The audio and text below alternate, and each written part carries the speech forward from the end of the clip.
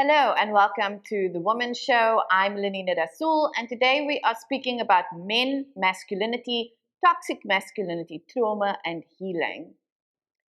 Now, after the break, we are going to be speaking to two representatives from InsideOut NPO who have been hosting men's cafes, which are circles of safety for men to come and speak about any issues really that they're dealing with in a safe way. But before that, and to take us into that conversation, we are going to watch a short video by the Medical Research Council on how to raise emotionally strong boys and girls.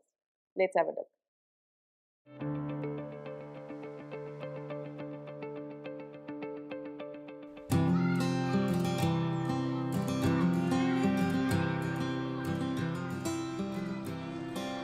You have to empower girls, but you have to give complementary education for boys that they have to be egalitarian. You have to nurture this. You have to talk to them all the time that of course girls can do this. You have to make movies that show that girls can do anything boys. They can drive trucks, they can be superheroes, including that of course you can marry Joe or Jack. You're teaching them about sexuality. This kind of work is important because masculinities is more rigid than femininities. So we allow girls a little more space to play with their identities. Boys, a lot more rigid as soon as they get to a certain age, that they can't wear certain things, they can't be pushing prams, but we allow girls to play with trucks. So you have to have this complementary work about patriarchy and about attitudes around equality for boys, girls, and other genders. We talk about gender a lot, even with my son. He plays with dolls. They would tease him and say, "Hey, why are you playing with this? Why are you wearing this? Why are you wearing a skirt today?" I said, "There's nothing wrong. If he wants to play with girls, if he wants to put on a weave, it's okay. It suits him." And if we go to the shop, if he says, "I want you to buy a doll for me, the Barbie doll with high heels," I do that. And people at the shop would say, "Hi, but why are you buying a boy this?" I said, "He wants to." And I would educate them, even at the mall, say, "Listen here, if I buy this, I'm not buying this because I want him to be a lesbian or gay or what, but I'm teaching him nurturing because he's going to be a father. So you must know that if you've got a girl, you must do certain things to a girl. You must buy pads and so on." So he's fully aware. If I ask him if I'm taking a bath, I said, "Oh, please bring me panty liner." He will know what a panty liner is. Even all of them, they know, because that's how I am. I'm open. That's the kind of relationship we have. You have to think very hard about the work that you need to put in raising kind, generous, happy, egalitarian boy. Actually, this is a lot of work, a lot of invisible work.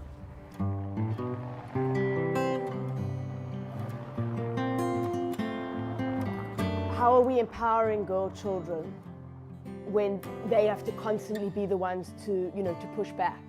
And so you've got to get men, male identifying people, masculinities, to recognize how they will benefit from an egalitarian society, that they can have more engaged relationships with other men, more engaged relationships with their intimate partners, more engaged relationships, with their children.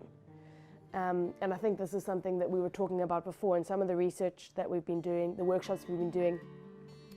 There was a little boy who was playing with a shoe, and he was tying it on his back, and he was putting it to sleep, and all that kind of thing. And so our colleagues in the workshop raised the issue of whether he could have a doll. And that, that's just gone one step too feminine. But then we're surprised when young men grow up to become completely disengaged and unable to care and empathize and, look after children. The work of raising girls who are amazing, who are awesome, is a constant thing. It just has to happen every day, talking about it, modeling. But then if the neighbor doesn't raise boys to be like that, you have a problem. You really have a problem, because the violence is going to be there, the inequality, they just pushing back that, no, you think you're awesome, but I'm going to show you you're not awesome. You can't be walking here, you can be in this space. I just wish I could unsee a lot of the stuff that I'm seeing and like not care, because it just makes you think too much, right? But I feel like the opposite burden, I actually don't want to have it, where I become complicit by not seeing and not caring. So if there's inequality outside and you are this family, you're this person, what do you do with it? Do you live it forever? What do you mean? The inequality that you see outside in the school, you take your kid to school and they're teaching them gender is this. This is how it is. You can't stand in this queue. You can't do this. You can't want to play soccer because soccer is only for boys. You can't do robotics. Robotics only for boys. You can't play the guitar. So they're always streaming your child. What do you do with that?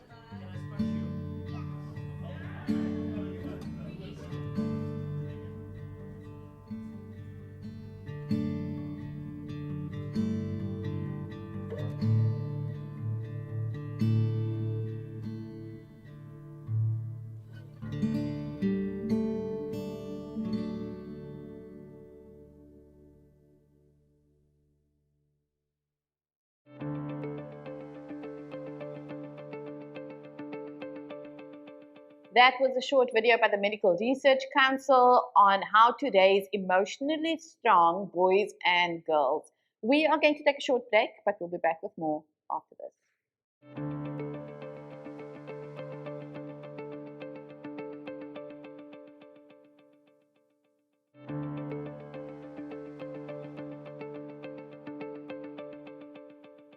Welcome back. You're still watching The Womxn Show, and we are speaking about men, masculinity, and toxic masculinity. And joining me in studio is Dezz van Niekerk and Mike Abrams from the organization InsideOut NPO that hosts healing circles and does a lot of other work. They have recently launched Men's Cafe to talk about masculinity and what that means. And so welcome, Dezz. Welcome, Mike. Thank you. So I'm going to start just with ask you for a short introduction to InsideOut NPO and also what are the Men's Cafe? So I'll speak about InsideOut. Michael will do the Men's Cafes. InsideOut is an organization that was started by a few of us, Judy and myself, Judy Kennedy and myself. We were working on a project with girls, international project, looking at girls and girls' issues and girls affected by violence in communities. Which is on a Cape Flats, of course, all the girls on Cape Flats. And so it ran for 3 years, funded and pulled out, and we decided that the work that we started, we're going to continue. So InsideOut continued with the work. Mike came alongside us to specifically around masculinity issues, which he will speak to now. So InsideOut does a lot of things. One of the things is the girls program. We do a boys program. We also work in the healing circles. So healing circles is an open space in community where people can come and talk about whatever they want, whatever. Yeah, and then we do intergenerational trauma and trauma tools, and we do peer coaching and those kinds of things. Also organizational development. Yeah, so it's a broad scope of things. Today we're going to focus on the one thing. Yes. Yeah. Which is masculinity and inside the Men's Cafe. The Men's Cafe started earlier this year in partnership with Surplus Book Exchange and Institute for African Alternatives. It was an idea to give a platform for people to come together to talk about issues of masculinity. We've also expanded it out into somebody's garden, and we will shortly start a third one in a cafe on the other side of town. So we're slowly expanding it. The idea is informal setting around coffee and something to eat and talk about a particular aspect of masculinities. For example, the one at the Surplus Book Exchange last month was around can fathers mother daughters. It's been a very interesting space for people to come together almost because we don't know each other. And because the space feels safe, people are able to talk about things that are often quite deep, or also issues that they would seek clarity from their peers. And we don't have spaces like this to talk about masculinities. So that's the Men's Cafes. I mean, that sounds great. And I mean, part of the reason we're doing this show is also just to open up conversation, but also to sort of understand the language. Because what we often find is that we people are going through things, but they don't have a language for it. And I think this especially affects men. So when we talk about masculinity, I wanted to start with sort of what is masculinity. And I'm going to read out just what I managed to find online. One online definition refers to social expectations of being a man and roles, behaviors, and attributes that are considered appropriate for men in society. So can we break that down a little bit? Yeah, what does that mean? Yeah, exactly. What does it mean? I mean, one of the things is that boys are socialized into a kind of being almost that is absent of emotions.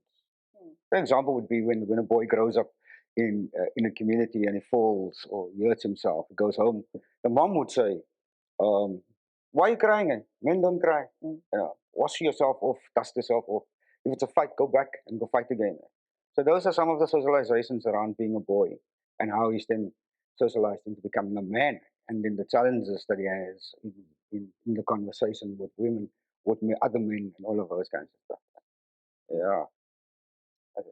I think I would add, for me, it's what I receive from the past and the people around me in the present. Mm-hmm. So what I mean by that is it's my intergenerational wealth in a way, and we're not talking about money, but the inheritance that I get from culture that determines who I am as a person in the world around me, and then the way that it's reflected from other people in the culture in which I live. So it gives me my identity, but it's not only the positive things which are passed on to me. I think it's the very difficult things that are also passed on to me, like Dezz was raising intergenerational trauma. I think part of what it means to be a man is the pain that I carry, that is reflected all over inside me, that, as you said earlier on, there's no language for. We don't learn that. And as they said, we learn not to speak that rather than how to speak that. So I think it's what I receive from the past and what's reflected around me in the present that makes up who I am. Yes. I mean, it's funny you mentioned that, because I remember my father always used to say to my brothers when they were crying, and he would, he would actually say, "Oh, cowboys, don't cry," and that is, and as I got older, I've written about it and thought about it, and essentially, I think what we're speaking about is messaging, and the messaging that boys are supposed to be hard and strong. And Mike, you spoke about pain, which is very interesting, because men are human beings. We're all human beings, and as such, we feel pain. And so, do you think, I just want to go into this sort of a dismissiveness around men and pain, or they're encouraged to sort of hide it? And also, if you're doing this work now, you're obviously reflecting back on the messaging that you received or how your pain was dealt with. And I want to ask, is it, do you recognize sort of a suppression of that? Is it just like we have to be hard and just go on? Our tears are not recognized. Are these some of the things that you talk about when you talk about pain? It comes down to identity, the identity issue. So if a man's identity, what is a man? If you grow up on the Cape Flats or in the communities where your inheritance or your transference from previous generations is not well, it's the broken identity. It's the identity of a father going to buy soap, as an example, and not returning, leaving and disappearing and not taking responsibility. If that is your inheritance, if that is the identity that's created, how do you then show up as a man when you don't have the role models? Or when the imaging or the messaging is from a different part of the community, which sometimes can be undesirable. So if the gangs in the community, the gangster in the community, or the merchant in the community becomes the role model, then there's a set identification process or identifying process for the young man growing up in order to become that. So how do we change that identity or the messaging? I remember when I worked in an institution for boys, specifically, detention center, and I was working with a group of young boys around 15 to 17. And one of the questions I asked was, where do you see yourself? What's the goals you have? And this one boy said that he wants to go to Paul's mine. That's his goal. Wow. So if the identification then is around that kind of identity, number system, gangster, whatever, or being it hard, then the pain is welcoming because the pain then shapes that identity. So if you don't have pain, you can't have that identity.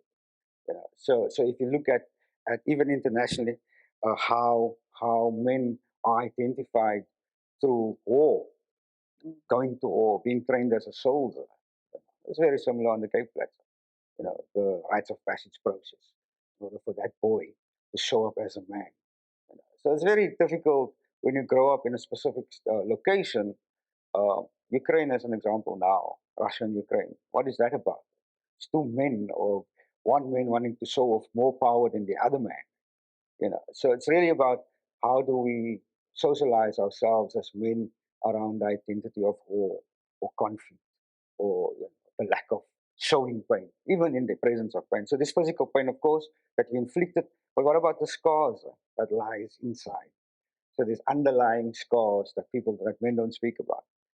When the father dies, and his friends are telling him, "Why are you crying, man? You know, the dude was never there for you. Why are you crying?" That kind of thing. And so the messaging is that you must be hard, you must be, strong, must be tough.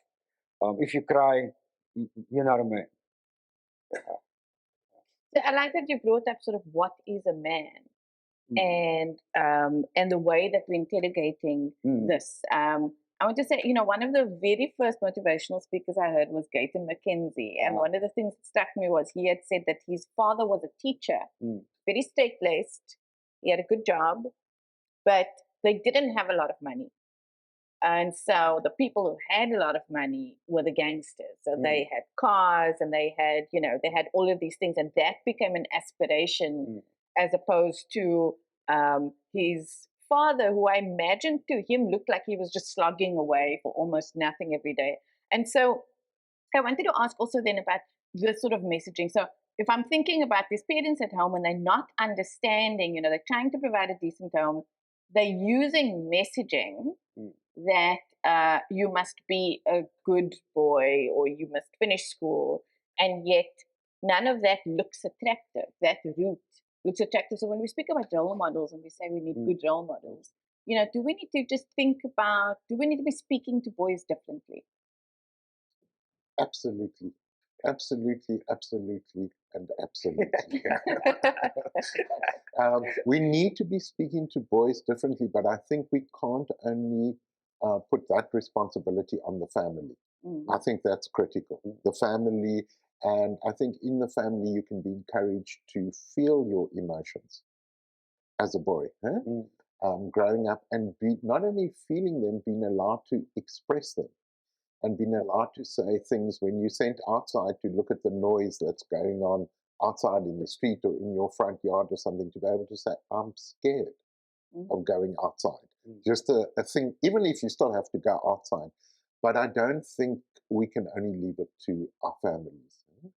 If you would switch on other TV stations and you just scroll through them and you see the way that men are portrayed, in the media. I'm not knocking the media. I could say the same about other institutions in our society. Our government is against patriarchy, but I think the state is patriarchal. Yeah, it has a lot of messaging about what a man should be. Yeah? Family gathering. So when you go to a family gathering, I have to wear a suit and a tie, and I have to look in a certain way. So I think there's messaging coming from everywhere. What messaging do our teachers give in the classroom to young boys? Is it okay for a young boy to cry in a classroom? What would happen if he did that? So I think we have to look into the messaging that comes across our society. I think that's great. I'm glad you brought up the media. I mean, I want to say also the media by nature of who creates it is also very patriarchal. And so one of the things we've looked into is how few female directors there are.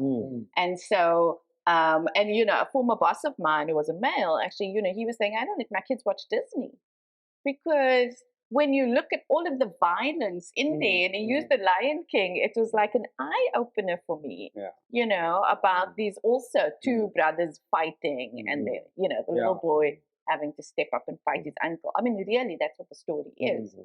So I want to ask, so you do the men's cafe, you have a safe space for men to come in, and let's center here men and crying.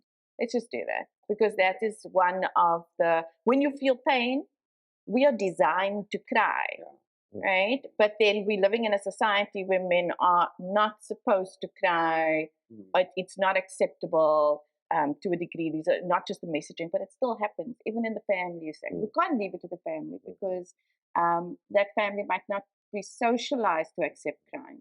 So in some of the discussions that you have in the men's cafe, what are some of the things that come up from there? Do you hear things like that? And I think before you speak, Mike, I just wanted to say that one of the messages we give in our circles is that if you can laugh in public, you can also cry in public, because it's an expression of an emotion. Yeah. You know, so if one is acceptable, the other should also be.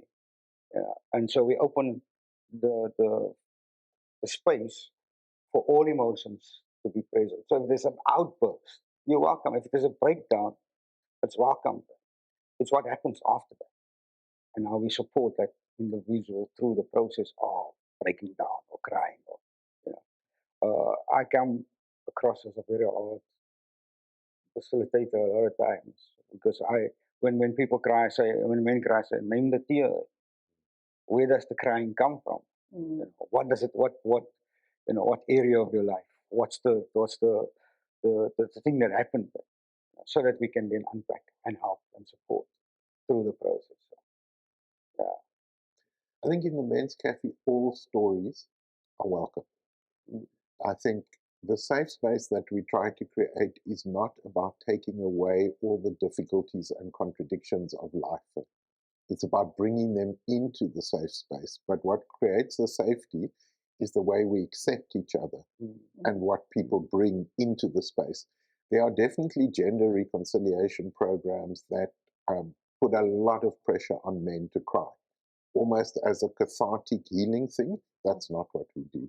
We want people to express the emotions that they are going through.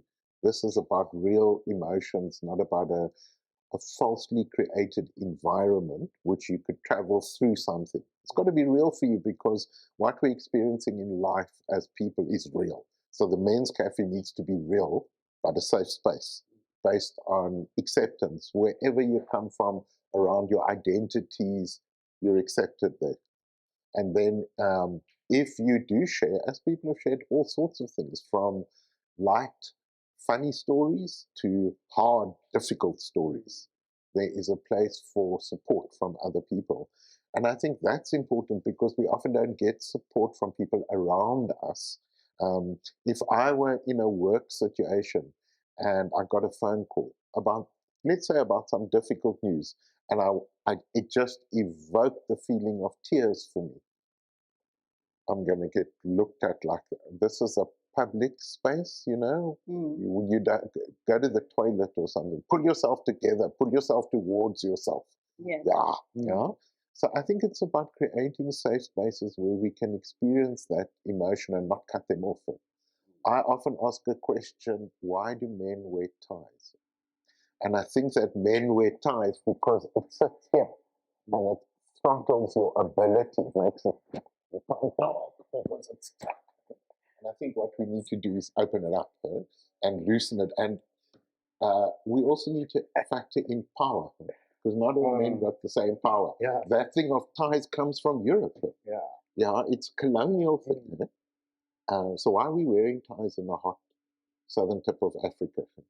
Yeah, why are we wearing ties? What does it say about us as men? it brings us down to this point of you know, there's a statement we use in our work: who sets the bar that determines humanity?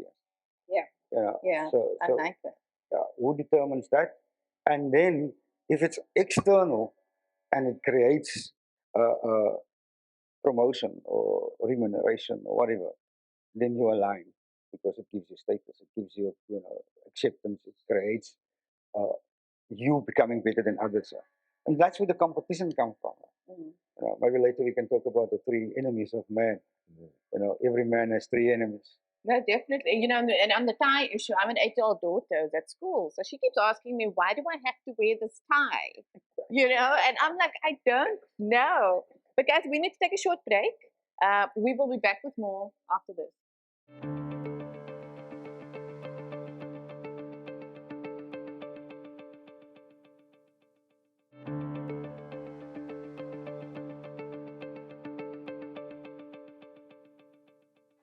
Welcome back. You're still watching The Womxn Show, and we are speaking about men and masculinity and trauma and healing. And with me in studio is Dezz van Niekerk and Mike Abrams from InsideOut.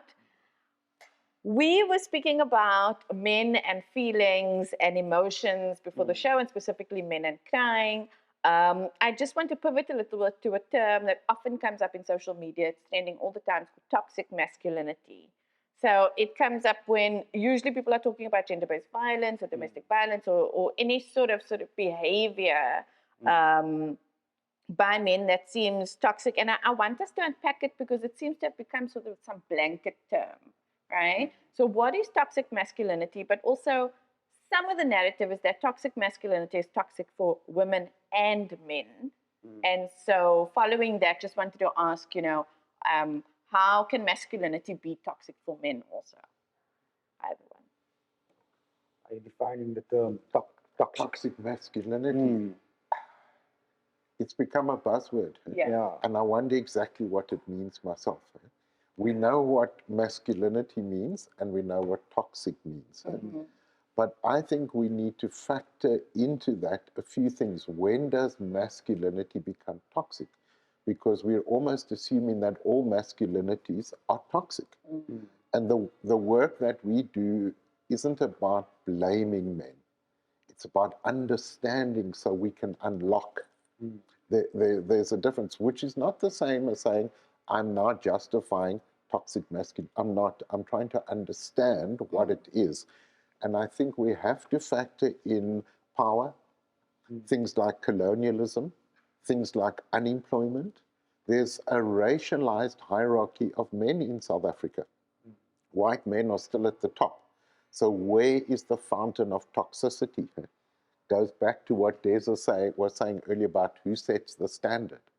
To me, the fountain of toxicity is sitting in white power, white masculine power, because our country, the world, still runs on the basis of white men are more privileged than anybody else in the world. And it works for them. And Dezz was speaking earlier about Ukraine and Russia. There's a nice example. People become refugees from Ukraine, and Polish border is opened unless you're from Africa. Zoop, then the door closes and you get stuck in cold weather or whatever.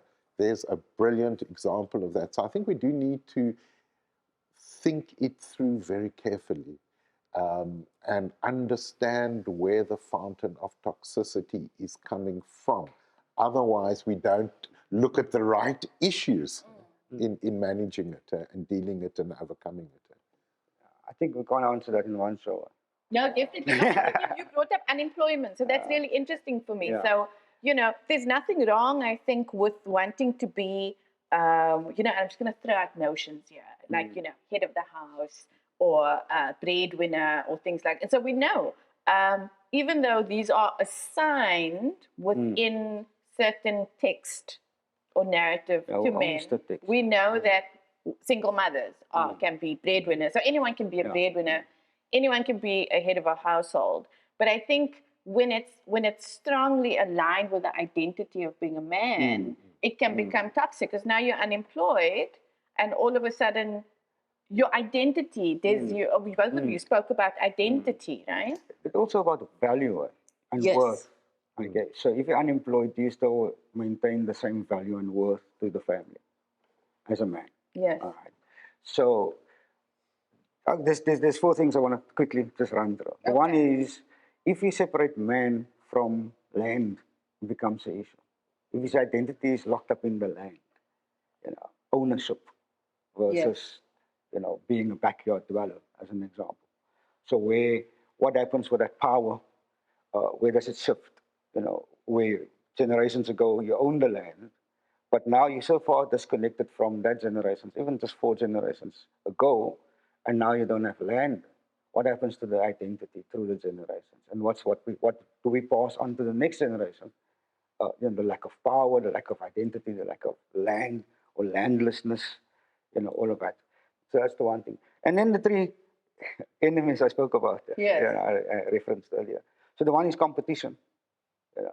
If there's one thing that men struggle with, is this whole thing of competition, always being in competition with someone else. And again, socialized into that. When the boy is small, it's about my father's the strongest. We have, my father's driving the biggest car, it's all of that kind of stuff. And so when he grows up, it goes much more deeper into his being. So he will always have this in the back of his mind. If that man is respected, what does he have that I don't have? So the competition then grows very strong for the man. And then, you can see it in sport. Just the past week, people were crying because Liverpool lost the Champions League, final. So it's just that competition thing. And then the second one is silence. What's very interesting to me around the silence issue is that men retreat into silence very quickly. So when we were working in Kalkstenfontein North, we coined a slogan, when men cry bullets.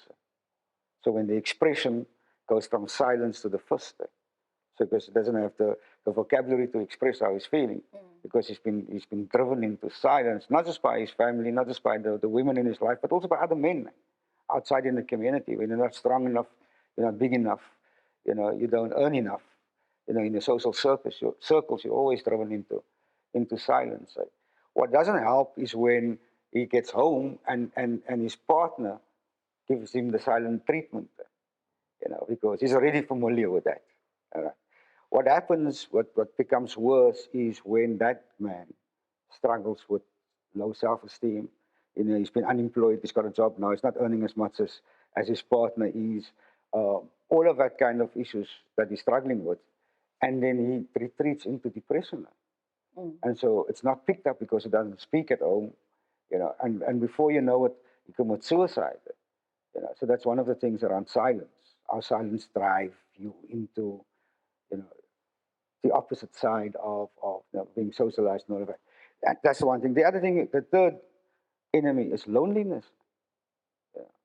Men fear being alone. This whole thing of you in a party vibe, everyone knows you as the joker and all of that. And the way that we assess that kind of behavior of the joker is that he doesn't speak at home because there's no one to speak to most of the time. So that person is very lonely, and so becomes a behavior pattern. You referred to that earlier, how the behavior patterns then play out for the man. So if those 3 things or 4 things are prevalent in his life, that's the driver of the toxic masculinity in himself. Because now he has to prove himself. He's always having to prove himself. Especially when there's no acceptance in his own circles, but also at work. He's overlooked. He does all the work, but someone else gets the praise or the glory for it. So how does it deal with that? And then also we look at what's the trauma that results from it. And if that trauma is intergenerational, so if his grandfather was silenced by the state under apartheid, how does that then play back on him? Because it becomes inherited, that behavior of withdrawal, that behavior of silence and loneliness and low self-esteem and low self-worth and all of that comes from a system that he then plays out repeatedly. So again, like Mike is saying, we need to understand that kind of behavior pattern in order to break it. Because if you don't understand the behavior pattern, you can't break it. You're just going to go from one cycle to the next cycle to the next cycle. In fact, you come up with statements like, our family is like that. We don't take any nonsense. Now, we short-tempered. We get angry very quickly. All of that kind of stuff. Where does it come from? Where does it sit in the fabric of your DNA? Exactly. Yeah.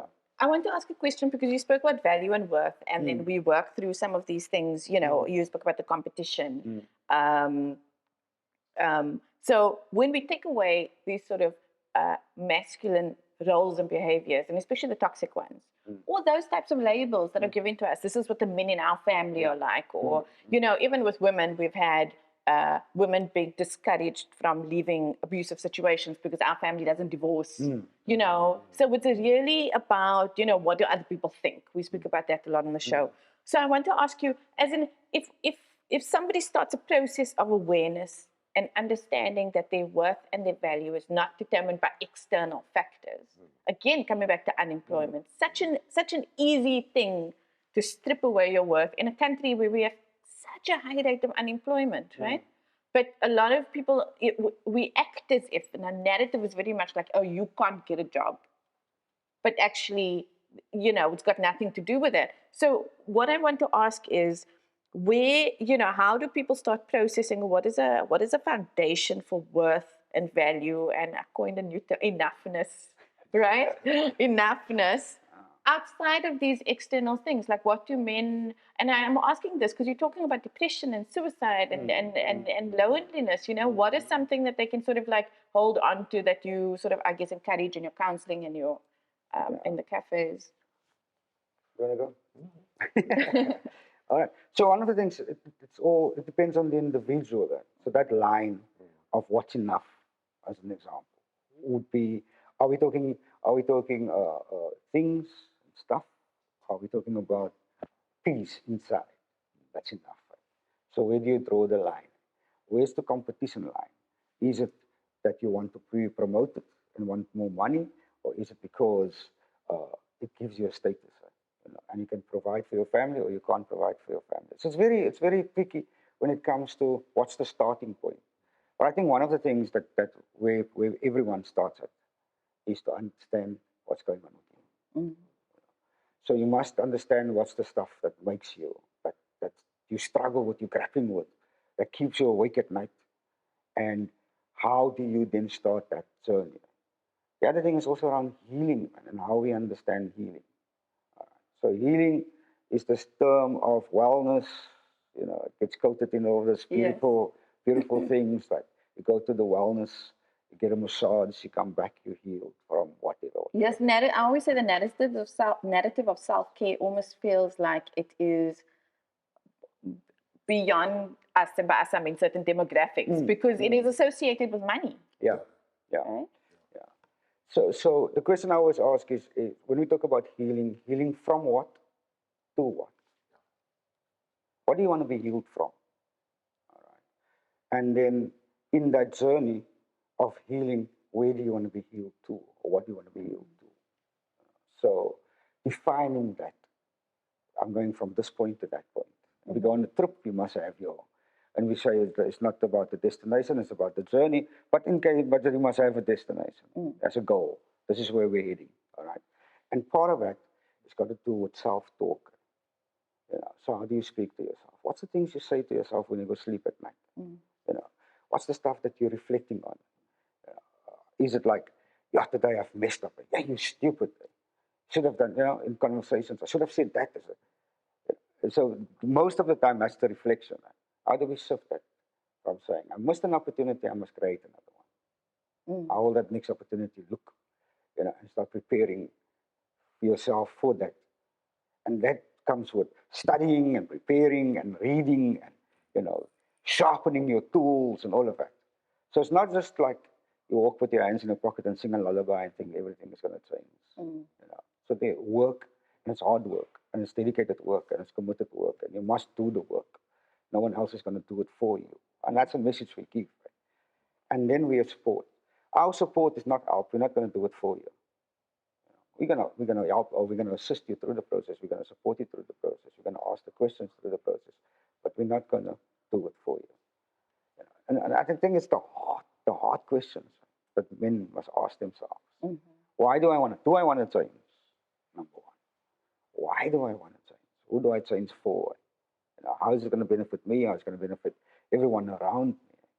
You know, what's the damage I've caused through my behavior pattern? How can I shift that? Unless that questions come, it's all superficial work. Let me ask you, sorry, can I just bring, because that's another thing, you know, harm caused, and what is the interesting topic for me on the show, because we deal with GBV, and also why it's been a difficult topic. You know, men and violence is a difficult topic for us. And I think it's because if you've been socialized towards violence, let's say there's domestic, a lot of us have experienced either our parents have perpetrated domestic violence. Now that the narrative is opening up for me, it's really interesting for us to think about that. A lot of counselors have said, on one of the early shows, actually, somebody said, women don't want their husbands to go to jail. They just want the violence to stop. So they don't want to criminalize them. But I want to ask, in terms of providing safe spaces, there's also this point of dealing with the fact that that men have perpetrated harm. And is that something that also is a cause of pain for them? Is that, essentially I'm asking about men and violence also, and just to... So I think the one thing is it's often about what has happened to men, not what is wrong with that individual. That is a huge shift in the journey that Dezz is talking about. That is a huge shift. And I think one of the things that has happened to men is a lot of oppression and violence, whether you were a perpetrator or a victim. And that violence has been normalized in identities, in who we are as, I suppose, cisgender men. Yeah, it's been normalized wherever you come from in the social classes and your intersectionality. So it's been normalized.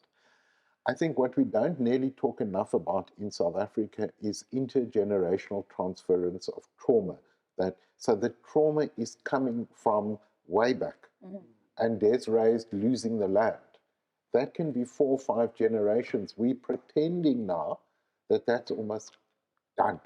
It was like in the past, but we've got men aching from not having a place of belonging. And I think all of those events and large social forces like apartheid, colonialism, slavery, they help us as men to mutilate our emotions, to harm them, our emotions. There's a very famous Afro-American feminist called Bell Hooks who says, the first thing that patriarchy requires of men is not to control or harm women or children. It's to harm themselves in a way, to commit an act of I think she calls it psychic mutilation. So we have to hurt and destroy our emotions. We're carrying a lot of pain that we can't talk about and we don't know how to talk about.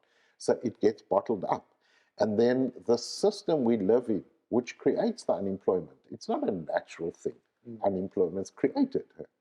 And the system we live in then affirms that in a way by saying the only options you have are 1, 2, 3. We were talking about, I don't know, somebody drives a big car in a community. So where does it come from, that car? So the options are narrowed down by the system. We have pain from the past. We have no way to express it in the present, no language for it. If I express it, sometimes there will be other men who push me back. No, Mike, stay in your place. We don't do that as men.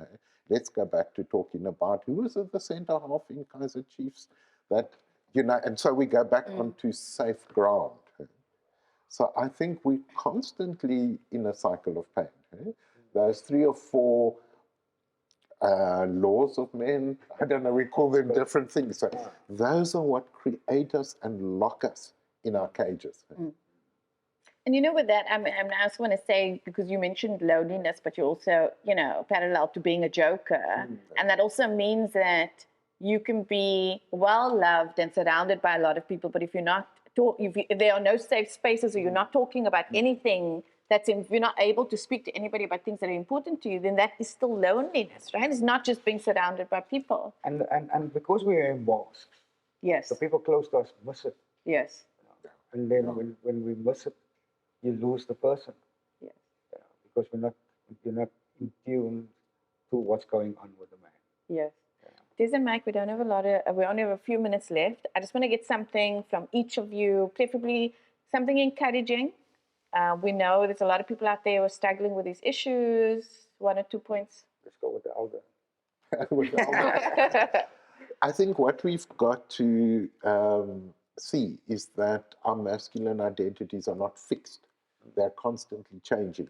And some of that change can be negative, and some of it can be positive, and there's a lot of positivity that is going on. And we should be celebrating a lot of our younger men who are taking huge steps forward. One of the things that's emerged in the men's cafe is single dads or dads, stay-at-home dads. Okay, I was a stay-at-home dad in 1988. I had no peers who were doing the same thing. And I had women shouting at me like, you don't know how to look after a child. And the fear for women about my inability to look after a child was what kept me in my place. But that's gone. Yeah, that's gone. You sitting at the table now asking the questions, the men are filming you.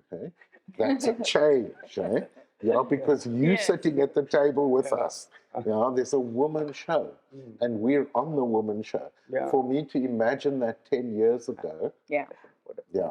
So it's in transition. Can we recognize the transitions and celebrate them, not only talk about the problem? So three things. Is my story true? Is my story kind? Does my story allow for me to change? So don't be too hard on yourself.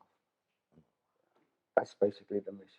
I love that. You know, I read something last night. I'll share with you that that just stuck. You know, I even woke up with it. It was be on your own team. Oh. And it was so simple, but I sat and I was struggling and I thought, if I were my coach, so I was asking, what are the things that I'm struggling with? Where are these obstacles? If I had a manager for my life, what would they sort of, so be on your own team. We're going to have to leave it there. Thank you so very much for joining us. We are going to take a short break, but we'll be back with more after this.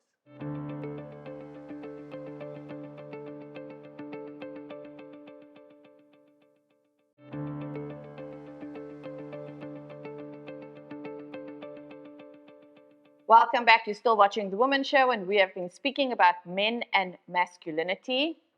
We are almost at the end of our hour together, but before we go, we are going to show a short video by Mawanda Mapumulo about men, violence, trauma. Let's have a look.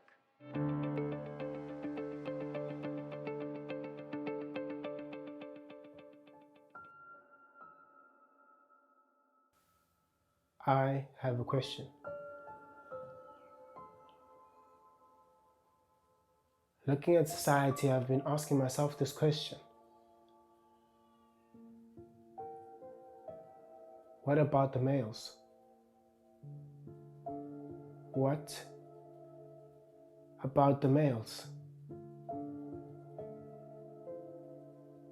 What about the 60% of South African children that grow up with absent fathers?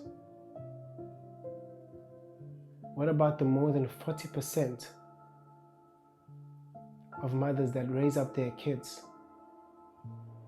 without a father in sight? What about the male who has suppressed feelings but doesn't even know it because he was never taught about how to deal with them?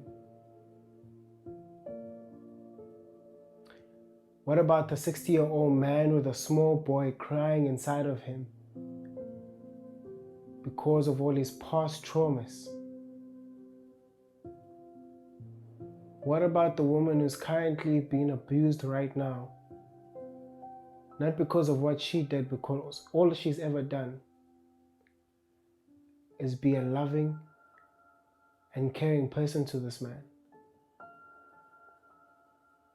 But simply because of his image, or when he looks back when he was a child, seeing his father beat his mother day in and day out, while he was trying to protect his younger siblings from seeing the sight. Now, not knowing that he is operating from a place of having that only role model in his life, that is how relationships are supposed to be. What about the young boy growing up around the house with no figure, no role model, no person to groom him, to shape him, to give him wisdom, to give him a vision, to give him purpose. No man in his life to help him treat a woman like how she is meant to be treated. No man in his life that teaches him how to express his feelings. No role model in his life to help him be a better man. So my question remains, what about the males? We are dealing with the fruit and not the root issue. We are mostly the perpetrators of most things that are happening in this world. But my question remains, what about the males? Men, when are we going to give each other the attention we deserve? To become a better version of who we could ever be for the next generation. For your daughters that need to get married. For your sons that need to marry. For a better society and for a better culture. It can't be that growing up with the absent father has now become a norm. It's not a surprise anymore. It's how it's supposed to be. So, I repeat, what about the males? Are we going to choose to stand up? Are we going to choose to have a voice? Are we going to choose to fight for a much better generation of males?